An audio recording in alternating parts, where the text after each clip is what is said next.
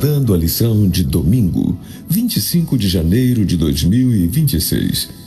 Desenvolvendo o que Deus efetua em nós. A principal preocupação do apóstolo Paulo com os filipenses era a unidade da igreja e a perseverança na fé, apesar de enfrentar problemas internos, como desunião entre membros e pressões externas de falsos ensinadores.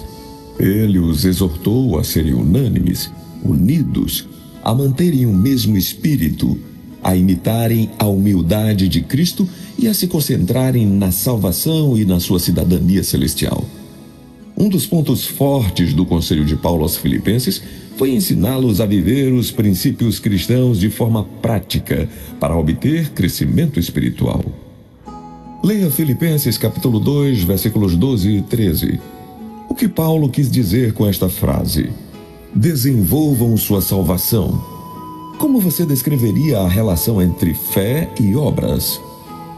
Paulo quis dizer que devemos viver de acordo com a nossa fé, permitindo que Deus atue em nós, e devemos demonstrar nossa fé por meio das obras realizadas. A fé sem obras é morta.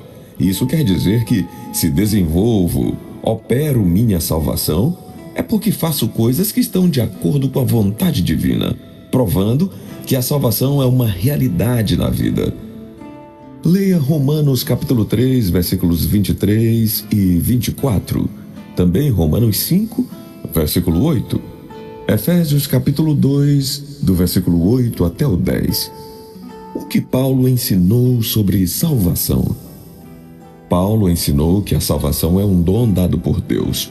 As pessoas pecaram e ficaram sem condições de salvação, mas, pela graça, foram alcançados através de Cristo Jesus. Louvado seja Deus pela salvação por meio da graça. Deus nos salvou por meio de Cristo Jesus.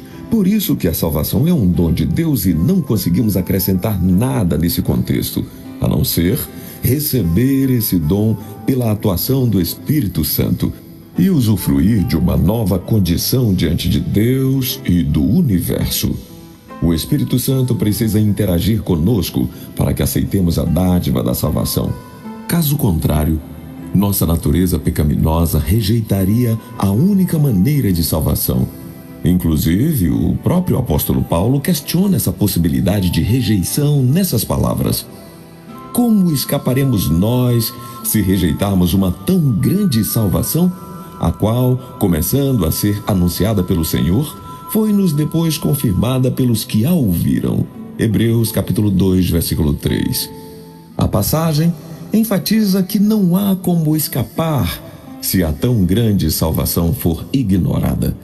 O que Deus efetua em nós por meio do novo nascimento, o Espírito Santo operando em nós, habilita nossa vontade para fazermos o que é certo diante do Senhor, bem como resistir às tentações e andar na consagração concedida por Deus.